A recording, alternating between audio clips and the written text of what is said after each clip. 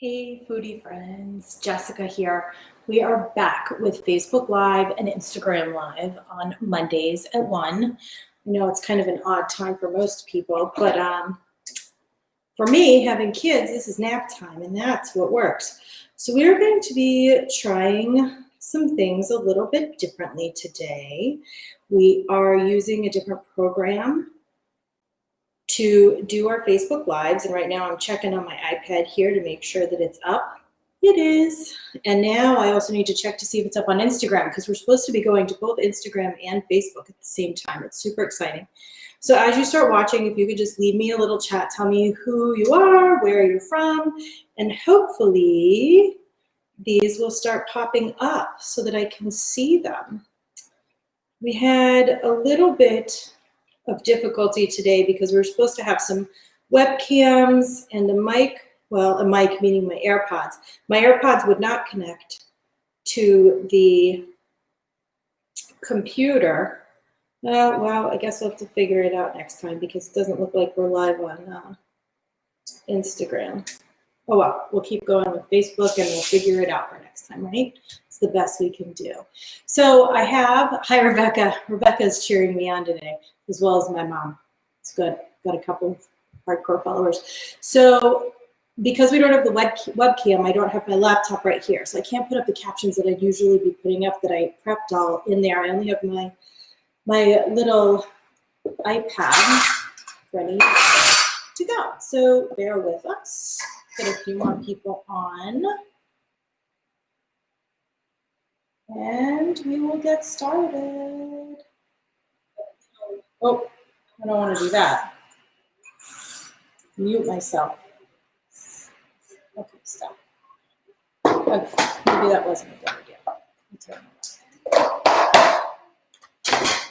Okay, so let's get started. So today I'm going to be, my iPad is still talking to me. Today we are going to be making recipes from two of my good blogger friends' cookbooks. I don't know if you guys know this, if you follow a lot of food blogs, but a lot of us know each other. We know each other in person, we've traveled together, and one of the people that I've traveled with and I absolutely love is Miss Sadie Riviera, and she wrote this fabulous book. You can see the picture there. We don't have close-ups quite yet.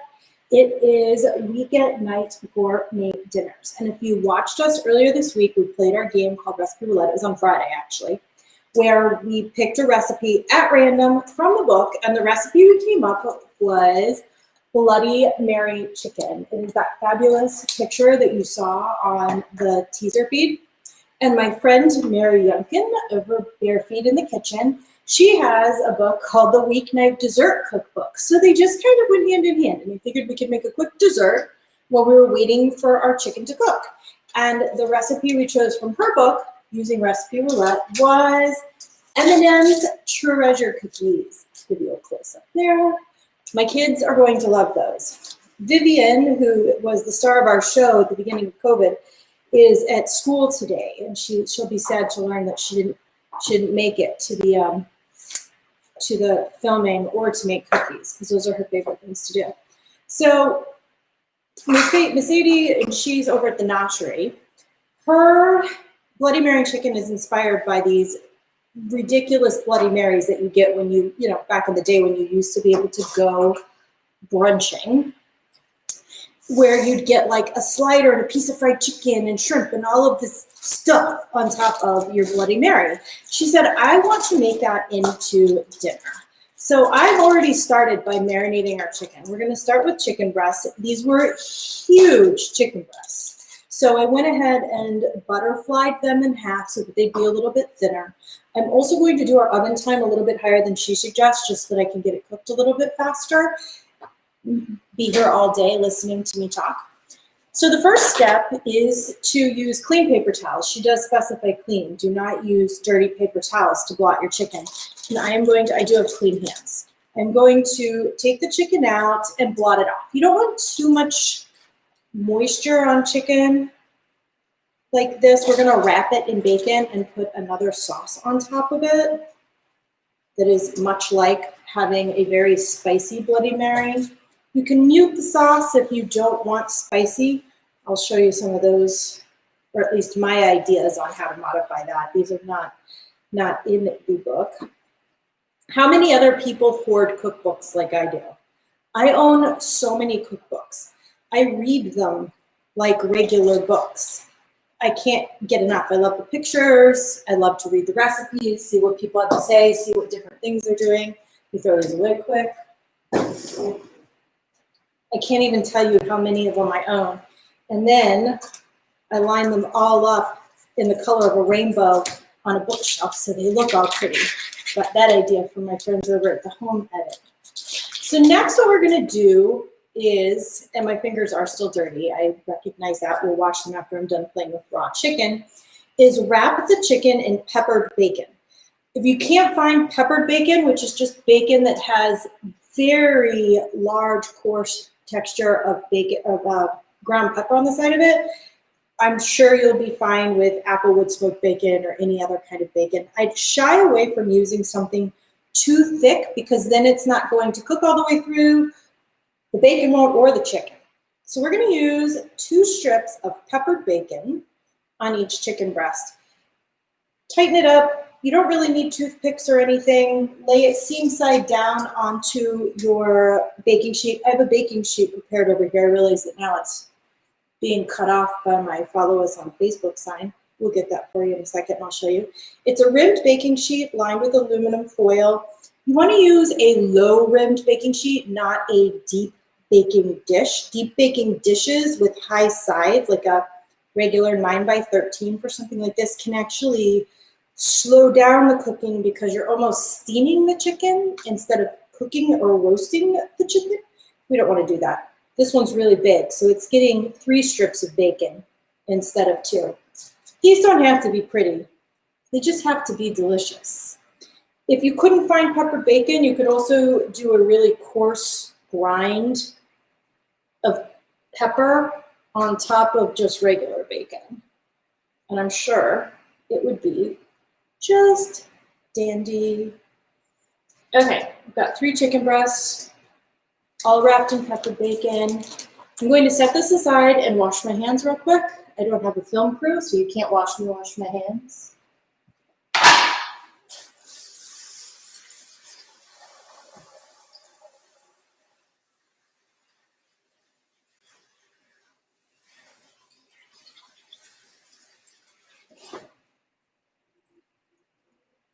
And I'm back. I don't have the beauty of real TV. Okay, so what are we gonna do next? So I've got the chicken here, rimmed baking sheet. Rim is not too high, so we're good to go there. Part of the beauty of Recipe Roulette Facebook Live is I don't know what I'm doing either, so you're learning as you come along with me.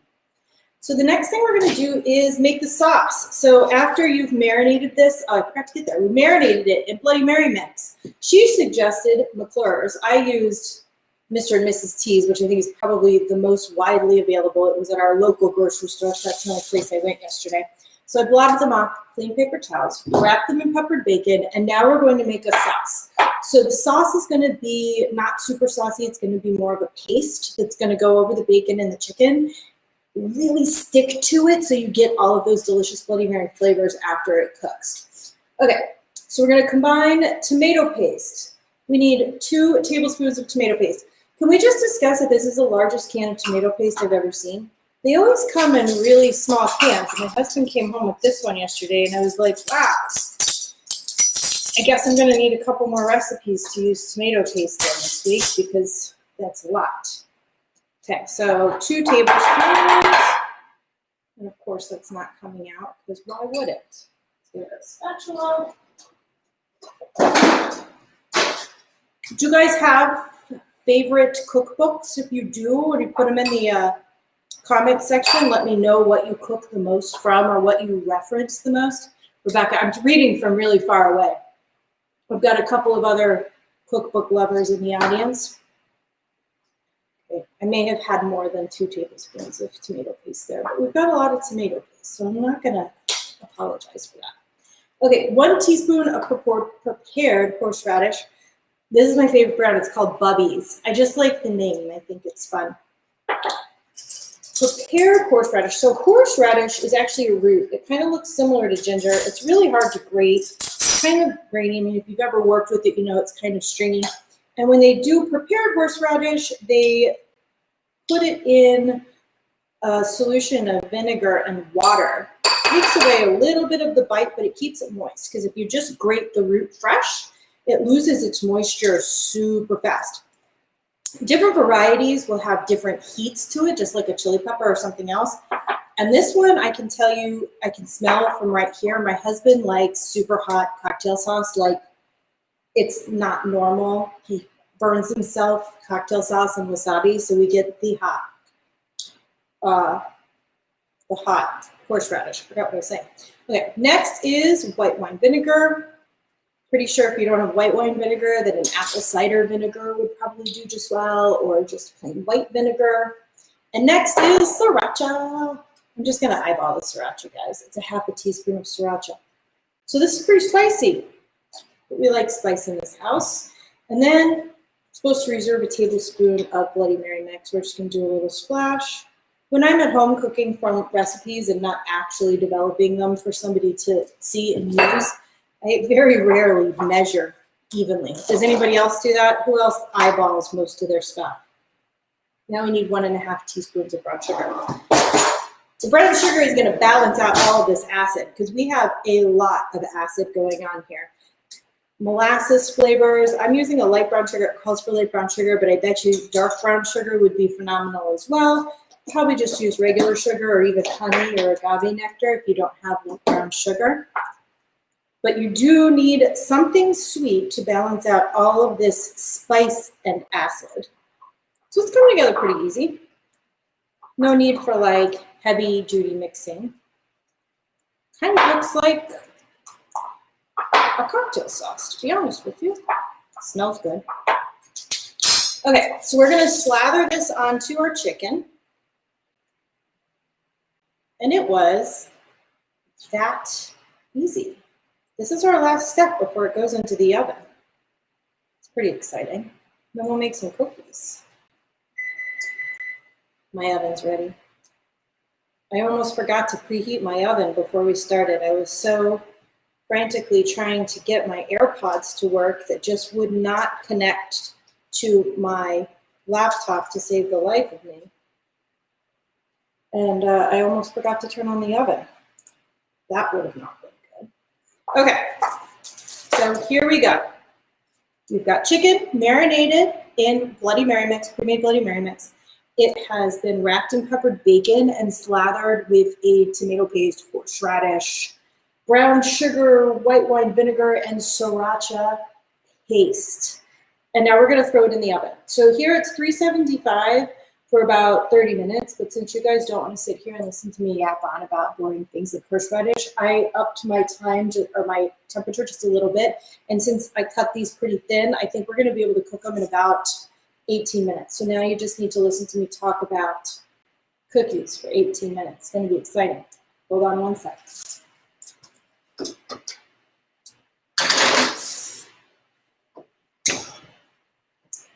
Okay.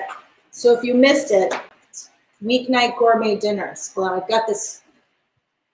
If I had had my stuff up, I'd be able to do this for you. Watch this. Bam. How fancy is that? So if I'd had my computer sitting right there, we would have had that. So usually you've gone back to measuring, eyeball everything too. Hi, Bonnie. I miss you, Bonnie. Angela. No name generic cookbooks. Well, good. You know why? I've got a no name, not a no name, but a generic cookbook coming out for beef. And Angela, if you need them for fundraising purposes, I'd be happy to donate you one. Just let me know. Put me in your messages. And it's not out yet. In fact, my manuscript is due in a week, guys, and I'm down to crunch time. Okay, so now we're going to be on to making cookies. I am going to put all this stuff that has spicy acid on it aside. I wouldn't want to accidentally put sugar into a sriracha teaspoon. Okay, so here we go. Mary Lincoln, Barefoot in the Kitchen, Weeknight Dessert Cookbook. I'll put up that caption here in a minute for you so you can see. M&M's Treasure Cookies. So we're going to start off with 6 tablespoons of softened butter. Let me get all my ingredients and bring them over here.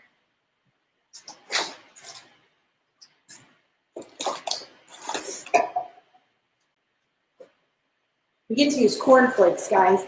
We just discussed that my whole family got really excited about cornflakes. My mother-in-law went in to get a bowl this morning and ripped the bag. So now there's a bag. There's a rip downside. I got to put it into, she's sitting here laughing at me.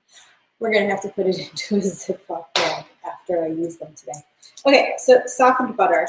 And then we're going to cream it with light brown sugar. So we've got 2/3 of a cup of light brown sugar. Over here. I'm almost out of brown sugar. Put some more of it. So,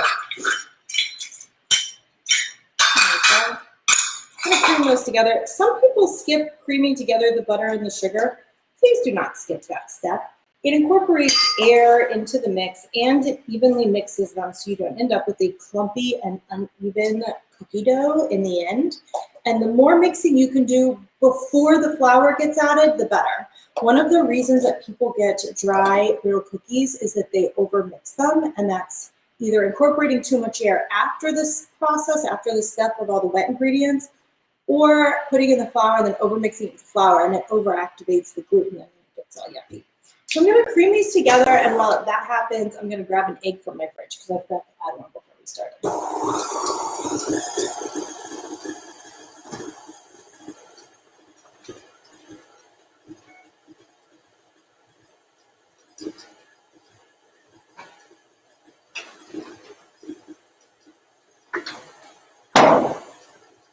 Well, isn't this fun? Apparently my husband used the last of the eggs for his breakfast.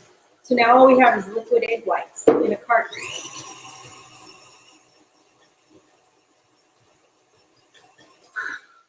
I'm sure it'll be fine, but egg yolks do add a certain amount of richness to food that you just don't get with egg whites.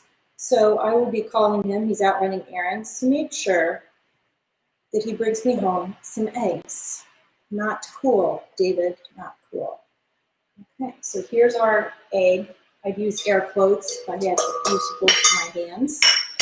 Okay, and then we need some vanilla. Extract right here. And we're gonna mix that together. I'm gonna have to use some vanilla too. Some of that. I love the smell of vanilla. It's a little sloshy. What's going in next? Flour.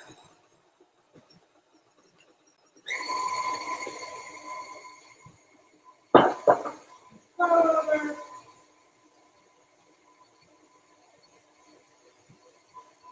At this point, it looks a little wet, sloshy, and grainy, and that is exactly what you are going for in a cookie dough before you add the dry ingredients. So Maren here does not sift together the flour and the baking soda. That's fine. I'm guessing we're going for quick. Sifting does work wonders when you are baking to make sure everything is evenly distributed so that you don't overmix. But with such a small batter, I think we're going to be perfectly fine. So I'm going to do 1/2 teaspoon of baking soda.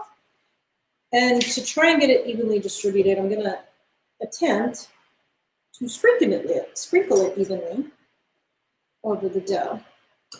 Okay, and then we're going to get 1 cup. So if you read my blog, I tell you not to dip your cup of flour into the cup. Don't do that. What I do want you to do is spoon it. Have you ever been reading a recipe and it says packed brown sugar, like you're supposed to pack it down? Most people scoop their flour out, and when they do that, it packs. And when it packs, you could get volume-wise, weight-wise, more flour than what the recipe calls for.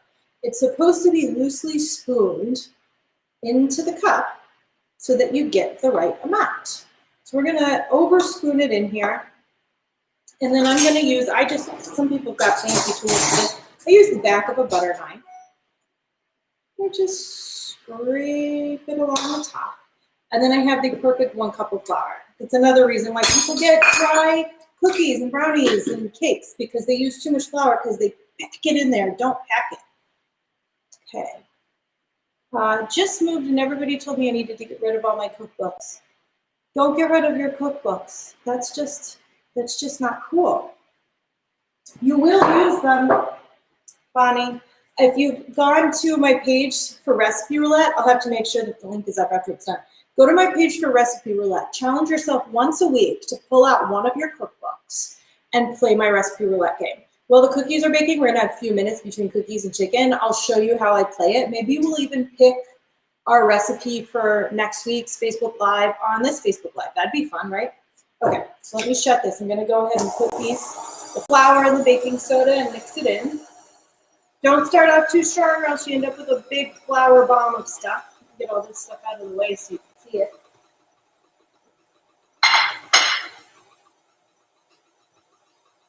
I love cookie dough, guys. We know you're not supposed to eat raw eggs and raw flour and all the raw things, but there's something about it that I just love, and I'm willing to take the risk. I really am.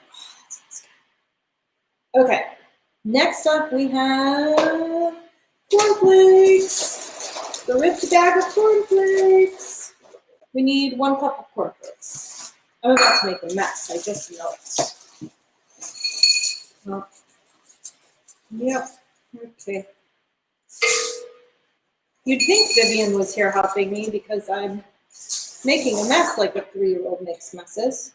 Put aside. We need 1/2 cup of chocolate chips. These are going to be amazingly crunchy. They've got cornflakes, so buttery, amazing cornflakes. 1/2 cup of chocolate chips and 3/4 cup of M&Ms. So they're not only colorful, they're also crunchy. I might even put a little bit of sea salt on them. I love salty and sweet. Who else loves salty and sweet? Tell me in the comments if you love salty and sweet too. So we need 3/4 cups of M&Ms. Gonna eyeball that 1/4 cup there. Okay, put this down, turn it on. Crunch, crunch, crunch, crunch, crunch. Oh, you don't want to crunch too much or else you're going to take all the crunchies out of it. Okay, I am going to, oops, let me see here. I need the cookie scoop, and I need them 350 for 13 minutes. Okay, let me check the oven here. I'm going to change the caption manually since I don't have all my stuff here. So there you go. This is the other book that we're using.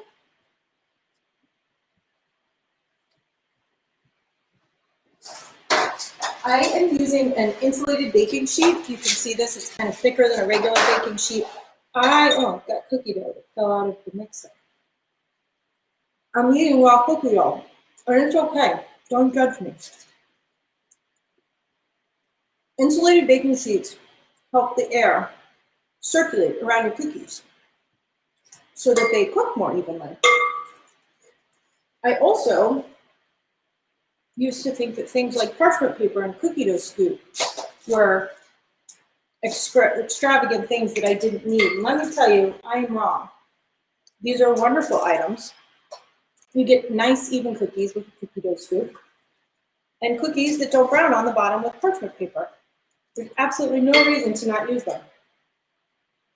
So I'm going to scoop these out. These are what I'm using, like a heaping 2 tablespoons. Apparently I'm not just making M&M treasure cookies, I'm also making monster cookies out of these.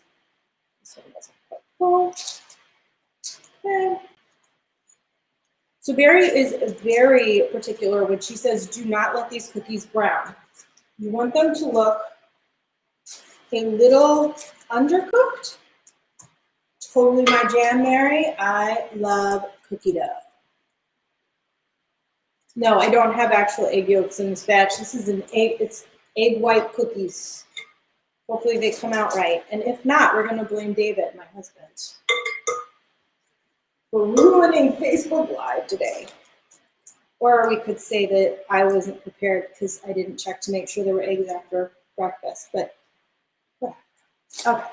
There we go, cookies going in the oven. These are going in for 13 minutes. I'm gonna do that and set the timer.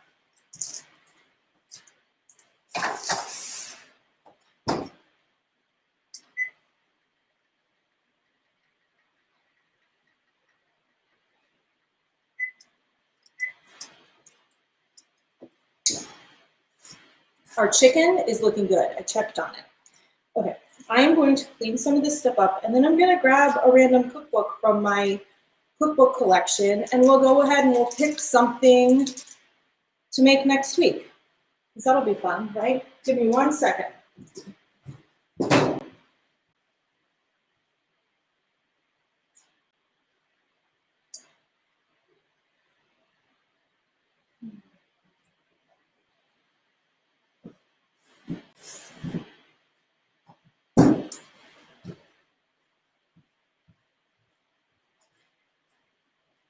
Okay, so this one's a fun one.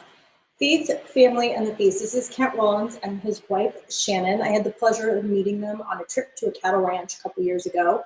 You know, when you could still travel. It was almost 4 years ago now. And he cooked for us. He taught me how to bake sourdough biscuits.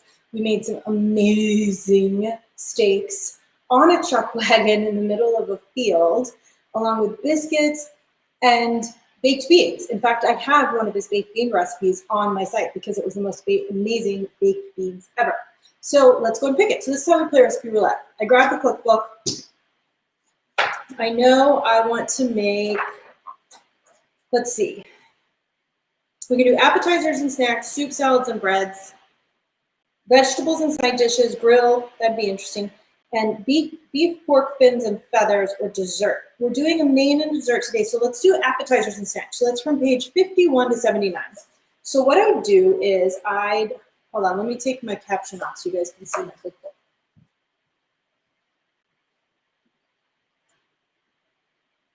Oh, I don't think I have the option to not have a caption. Oh well. I am going to go with this then, with this, so you can see. Okay. So what pages did I say? 51 to 78. So I'm gonna find page 51. I'm gonna find page 78. There we go. I've got them right here between my fingers, and I'm going to randomly pick one and let it open. Okay, well, that didn't work because I just got a picture of the cowboy staring at the stars. We could all stare at the stars together. That'd be fun, but it wouldn't be much food happening, would it? Okay, so let's try this again. So we've got our pages. Okay, we're going to be making East meets West refried bean roll-ups. Traditional Southwestern flavors of refried beans meet up with an Asian-inspired egg roll. The beans are mixed with green chilies and onion and topped with pepper jack cheese, wrapped in an egg roller and deep fried. That sounds amazing. That's like a refried bean chili relleno type thing. That sounds really good. Okay, well, I can't wait to make them. I think I might need to, nope, doesn't even require any freezing. Okay, so that's what we're making next week. Refried bean roll-up. We're gonna put this right in here. Shut it, save it for next week. Okay, any questions about what we've made so far today? Oh, I forgot to put back on chat, hold on.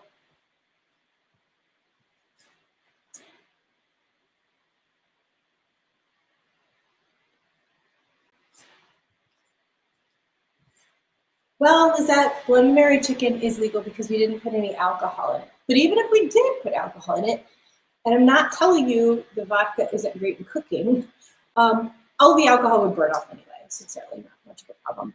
In fact, Bloody Mary mix is probably, I hadn't thought about it until Mercedes brought it up, but is probably an excellent marinade. I mean, when you think about it, I didn't have to do anything other than pour this bottle right into the bag. But it has tomato juice, which is acidic. So it breaks things down and it tenderizes it. Obviously has a lot of flavor. We've got salt. So the salt tenderizes. Salt gets a bad rap, but salt enhances flavors. It enhances all sorts of any flavor, really, sweet or salty or savory. Onion powder, Worcestershire sauce. That is the most challenging word in the entire culinary world for people to pronounce. And I have to stop and think about it every time I say it. We've got smoke flavor. So while that sounds funny, I'm sure if you guys all have a little bottle of liquid smoke at your house. What else do we have here? lemon juice, cayenne pepper, paprika, garlic powder, red chili pepper. All of that is stuff that you'd probably go ahead and put into a marinade anyway. So why not get it prepackaged and ready to go? It's like, why don't they sell this as a marinade? Really? Good. And I'm also excited because we can garnish it with all sorts of fun stuff. She uses a celery stick and some pickles. I have some honey habanero pickles on my site that would probably be absolutely amazing on top of this chicken. But think about those completely ridiculous Bloody Marys that you get at brunch and all of the amazing things. You could put fried chicken or a couple of like cocktail shrimp, steamed shrimp on top of this with a toothpick and like pile it super high. You could even do like cheddar jalapeno waffle. You could do jalapenos. You could do some charred jalapenos. That'd be a lot of fun. You know what? I even have some like sweet peppers in my refrigerator if my husband didn't eat them for breakfast. So the next step in this chicken dish is to broil it. And I don't know if you guys know this, but I'm redoing my kitchen. And one of the reasons for redoing it is the ovens that I have right now are terrible. And they do not broil very well. So I get to play with fire quite frequently when I need to brown something. So let's see. Let me see if I've got those peppers and we'll see what we can do with them. Maybe we can brown them up instead of putting them on the grill. Watch.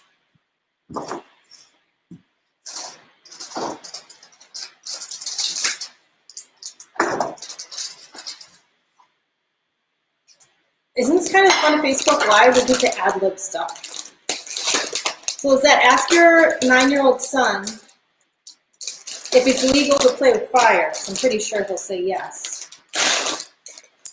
There you go.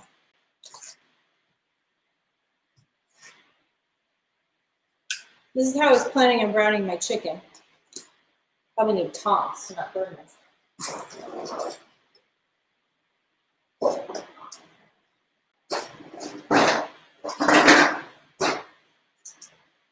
Here we go. Ad lib in the kitchen, guys. Wow, I love that. I hear the skin popping and browning. This is like roasted red peppers, but yellow sweet peppers. This is gonna look so pretty on the chicken. I hope my toothpicks are long enough to fit everything on there. Okay. Isn't that beautiful? Set that aside. Okay, I'm gonna get chicken out. It smells like it burned something else. I hope it didn't. Move my KitchenAid aside. You know what? I'm just gonna put it on the different counter. Make the rest of these cookies later.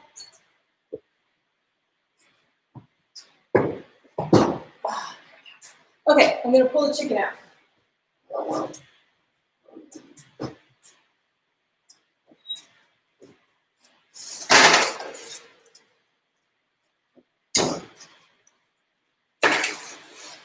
It is certainly not browned yet, but I think it's pretty close to being maybe kind of done, but we don't have that kind of time on our hands today, do we?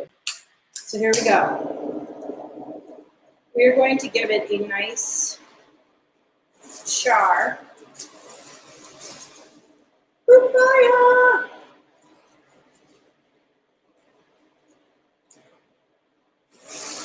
Wow, that was a good one. If you don't have a kitchen blowtorch, invest in one immediately.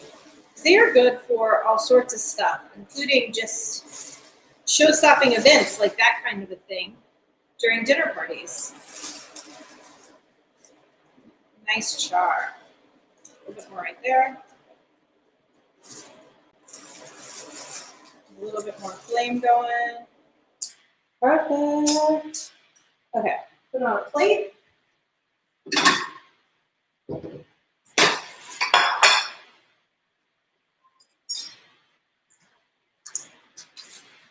These smell heavenly. I can smell the horseradish. It's just like permeating my nose. Okay, so she uses pickles, like whole pickles, and celery. One of the most underused things in any kitchen, I believe, is celery leaves. And we don't have my close-up camera here. I always look for large bunches of celery, whole ones. They're cheaper. They're about $2 cheaper than if you get celery hearts. But they also have all these leaves. So these leaves are not just discard throwaway. These are great for salads, and they're great for garnishing. If you don't have parsley or something else, soups, salads, appetizers, just on the side of your plate to make things look fancy for the evening. They're great. They're awesome. Okay, so we're going to use a piece of celery because even the most bland and boring cutting board, even the most bland and boring of Bloody Marys at least has a celery stick in it.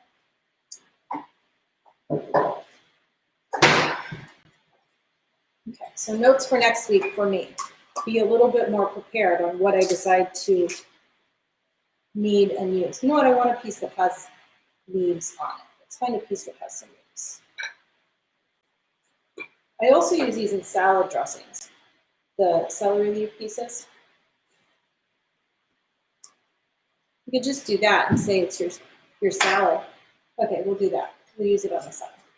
Now I'm going to get toothpicks, which I did have on hand. So we're going to do a pickle, a little bit more acidity, a little bit more juiciness to add. I'm going to put that, you know what, let's do pickle because it's the smallest, our charred pepper, and then our celery stick. Guys, does that not look beautiful? Look at that char. My mother-in-law is trying to peek around and see it looks like. This is your dinner tonight. She thinks it looks good. I think she required it. There we go.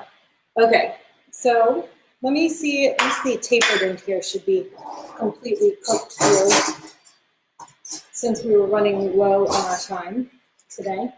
Oh, I'm going to tell you what this tastes like.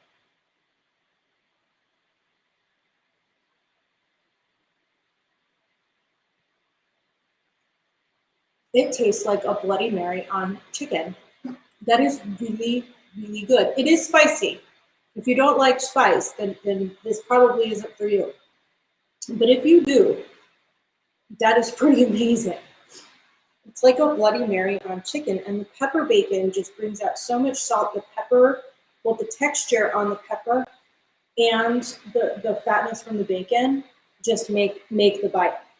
I see why she wrapped it around. I might even try and wrap around more bacon. That was pretty amazing. Okay, our cookies have 6 seconds left. So I'm going to clear this out of the way so that I can grab those cookies and get my sweet on with my spicy.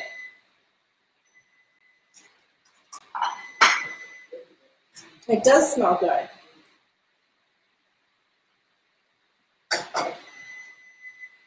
Okay, here we go, cookies.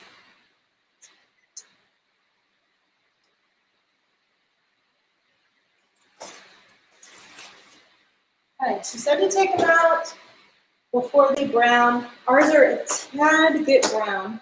Again, like I said before, the ovens that I have right now aren't too reliable, so be it. With cookies, you want to let them rest on the baking sheet for just like a minute or two so that they have time to harden just a little bit, and then move them to a cooling rack. And the reason why you want to move them to a cooling rack is so that they cool all the way around. If you leave them on the hot baking sheet for too long, the residual heat from the baking sheet will actually continue to cook the cookie. And then you're going to end up with dry, overcooked cookies. And nobody wants that. You want a soft, well, I guess some people want crispy cookies. I want a doughy cookie. I want it to taste like I'm eating cookie dough, even though I'm eating a fully cooked cookie. Okay, hold on a second. Let me find. I'm not even going to get a spatula, guys. I'm going to risk, because I care about you, because you're probably tired of watching me at this point, I'm going to risk eating hot cookie for you. I might burn my tongue and totally regret this later, but these are good. The inside of these are still gooey. The M&Ms are starting to melt. I'm going to blow it a little bit. Okay. They smell really good, though. Toasted cornflakes are pretty fragrant, actually. I can imagine these have a lot of molasses flavor, too, because there's no white sugar. It's all brown sugar. Are hot. But it was good. So the cornflakes aren't totally crunchy. They're almost chewy, but I like it. It's definitely an unexpected texture in a cookie. I'm going back for more, so obviously they're delicious. Chewy. Okay. Well, there we go, guys. Back on Facebook Live. I think we got up to like 20 viewers at one time, so, you know, at least it wasn't 0. We'll be back next week to make refried bean egg rolls, which sound pretty amazing. You guys will get to see me fry something. From my kitchen to yours, until next time, have a great week. Bye.